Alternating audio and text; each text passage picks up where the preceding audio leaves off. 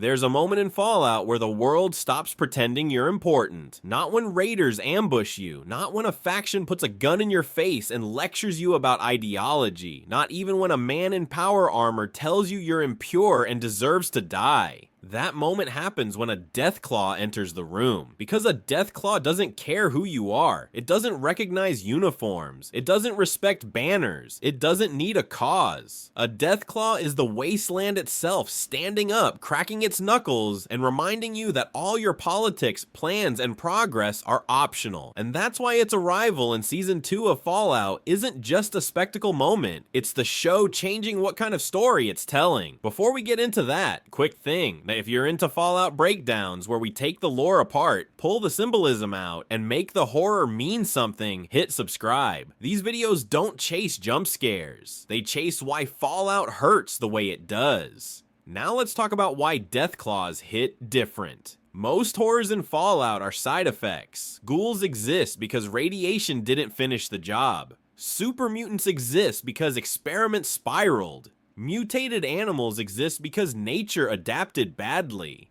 Deathclaws don't fit that category. They weren't accidents. They weren't surprises. They were designed. Before the bombs fell, someone in a clean facility looked at a war that was eating soldiers faster than it could replace them and said, what if we skip the human part? Deathclaws began as a military shortcut, a biological solution to a logistical problem, a thing you could grow faster than soldiers, train less, and deploy without worrying about morale. Their genetic base, most commonly traced back to Jackson's chameleon, was twisted, reinforced, enlarged, weaponized. Bone became armor. Claws became blades, muscle became doctrine, and that origin matters because it means Deathclaws are not nature's revenge. They're human intent made flesh. They are what happens when efficiency replaces ethics. Even their name reflects that. No myth, no poetry, no euphemism, death. Claw, a warning label masquerading as a species. When Season 2 introduces Deathclaws, it doesn't do it like a boss fight. It does it like a trauma resurfacing. We're taken back to Alaska, pre-war. Cooper Howard, before the wasteland, sanded him down into something harder and quieter. He's deployed in early model T-45 power armor, the kind that looks impressive in recruitment ads and fails spectacularly in real combat. Servos lock, systems glitch, limbs freeze.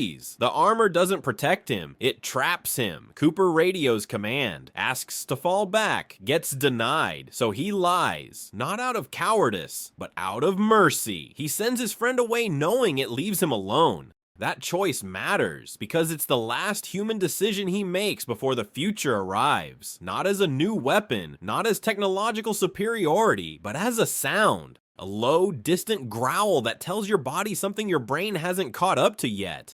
The Deathclaw doesn't enter like a cinematic hero, it arrives like punctuation. The Chinese soldiers surrounding Cooper are gone in seconds. No duel, no spectacle, just meat removed from the equation. Then the Deathclaw turns and looks at Cooper and doesn't kill him. That pause is the most disturbing part of the scene, because once a Deathclaw spares you, every answer is terrifying. Was it trained? Did it recognize the armor? Did it sense something familiar? Or did it simply decide you weren't worth the effort? That last option is the worst, because it strips the moment of meaning. It reminds you that you survived not because you mattered, but because you didn't. When Cooper hears victory declared over the radio and says, "It wasn't us," he isn't being modest. He's telling the truth. Humanity didn't win that fight. The monster did. From that moment on, the Deathclaw isn't just a creature in Cooper's past. It's evidence. Evidence that the lie started long before the bombs. The lie that the system worked, that the sacrifices meant something, that progress was controlled. The Deathclaw is proof that the world was already broken, already manufacturing its own extinction, and just hadn't admitted it yet. That's why the episode title, The Demon in the Snow, works so well. Because the demon isn't supernatural, it's historical.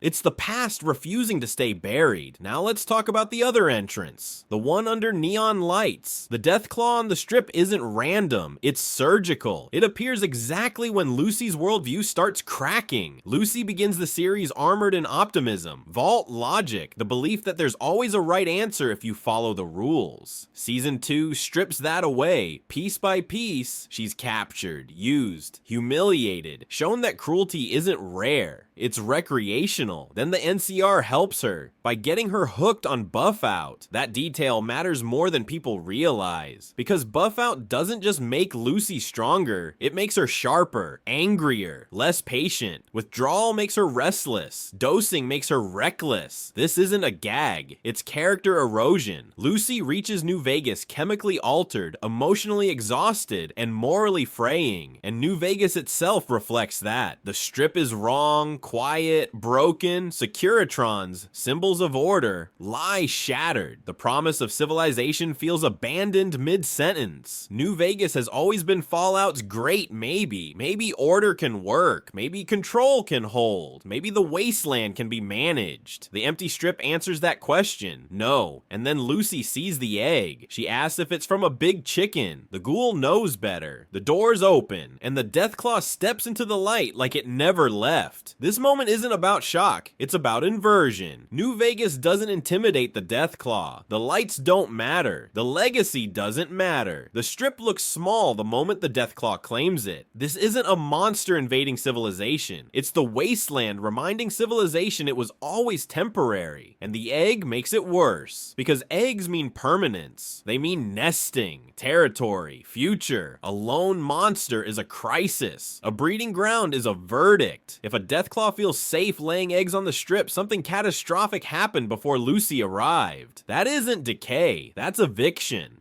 Deathclaws endure because they are Fallout's most honest symbol. They are what happens when intelligence divorces itself from responsibility. They are Vault-Tec logic applied to warfare, military pragmatism stripped of conscience, corporate efficiency grown claws. Those are accidents. Deathclaws are admissions.